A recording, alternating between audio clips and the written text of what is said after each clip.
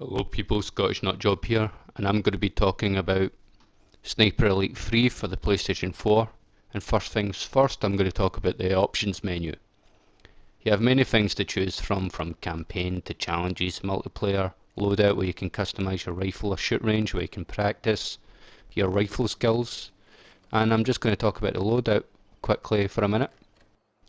Now, if you haven't downloaded any downloadable content from the PlayStation Store, you'll start off with the M1 Garand, which isn't really good. You get a shitty scope with it, and you'll probably spend the next, I don't know, 10-15 hours till you get some rifles that you like. But as soon as I bought the game, I downloaded some of the weapon packs, and I got some good rifles. The Springfield is my favourite one, but the most powerful one is the Enfield Mark III. And you can do a lot of things with customising your rifle, from the stocks to the barrels to the scopes to the muzzle to even the trigger. And you can fool about quite a lot till you find a good balance in your rifle. Customising weapons was the first thing I done as soon as getting the game, before I even tried the campaign. And I think that's one of its greatest points, this game, is the customizable options. Although there aren't many, you can only customize your rifles. I wish you could customize your pistols or your secondary weapons. And your secondary weapons, I got the shotgun from a downloadable pack, but I wish there was more you can do with that. And you got some pistols, but not many really, which doesn't really make sense. But you'll find that you don't use your pistols much. And you can get explosives such as grenades, tripwires, mines, which will come in handy, not for the campaign but for the multiplayer, where this game really succeeds. So anyway, let's get to the campaign. In the campaign you have 8 missions, and each mission is set in Africa, North Africa I think, and your character, who is completely forgettable, and he's as generic as they come, and his job is to stop the production of a super Nazi tank called the Rat, which is actually a real tank, by the way. The Nazis were trying to create this super tank, but they decided not to, probably for money reasons, and it was near the end of the war, so it was a losing battle. And one thing I can say about the campaign is that it's not really a sniping game. I know when the game was being released it was marketed as a sniping simulator, you know, a tactical sniper game, but there's hardly any of that in here. I mean, I only had to use my sniper rifle at least a few times in the entire game. Most of the time I was running about with a knife and a wall rod.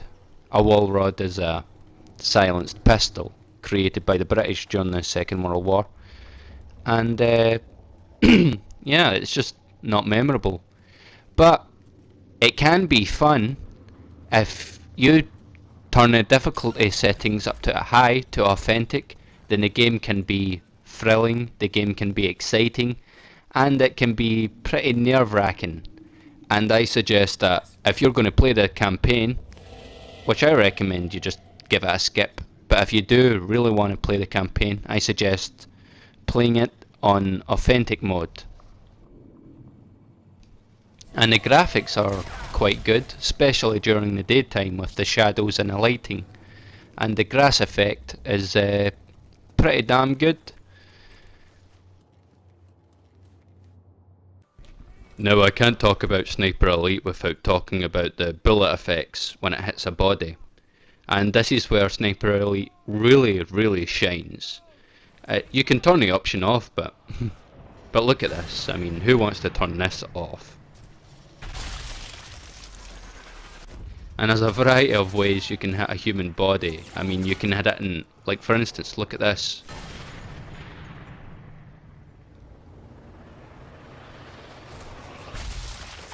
Whoa, that must have hurt. And this is the best part about the game, is just the way you can kill people, the x-ray vision of their bodies getting torn to shreds as a bullet hits them at high speed.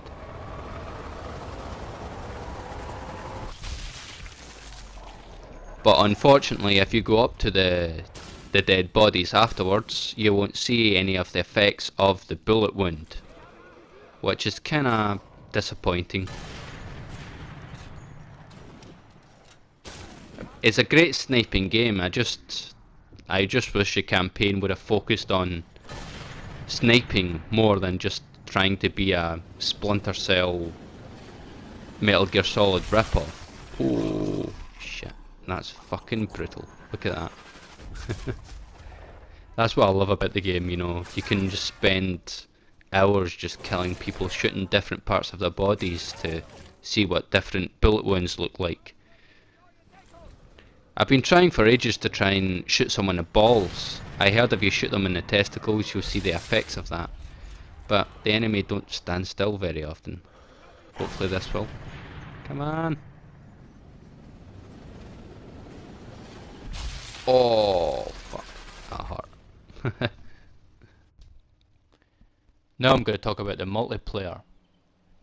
The multiplayer in this game is refreshing. For me personally, I come from Battlefield and Call of Duty and other first person shooter games, and I've always used a sniper rifle. I don't know what it is, I just love using the sniper rifle. I prefer using it over any other weapon in those types of games.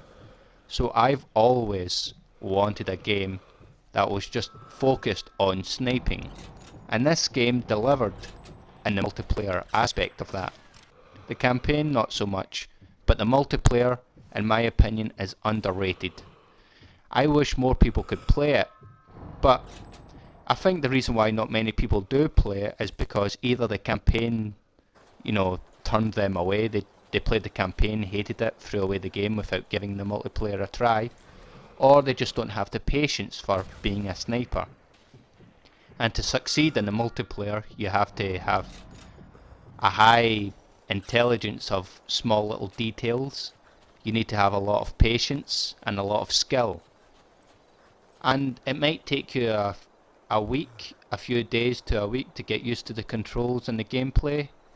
But once you do, the game is amazing. I can't get over how amazing this multiplayer is. I just wish there were more maps in the game. And I wish some of the maps were bigger than they are currently. Hopefully they bring out a new DLC with more maps. I don't give a fuck about the single player campaign DLCs. They're shit. But anyway, I've not regretted my decision on buying this game. I love it to death. The campaign nearly made me regret my decision buying it, but the multiplayer made up for it. Hold on, I'm going to shoot this guy with a shotgun. Boom! But yeah, if you really like sniping, then you are going to love this game. But anyway, I'm going to stop blabbering on and leave you with this. The campaign is not worth playing unless you're playing it on an authentic mode. But by the end of the game, you're still going to regret buying the game. So I suggest go straight to the multiplayer. You will not regret it if you love this type of gameplay. And as always, I'm not going to leave a rating because I believe rating systems are wrong for reviews. But I'll leave it for you to decide. Watch this video and watch other gameplay videos and make your mind up for yourself.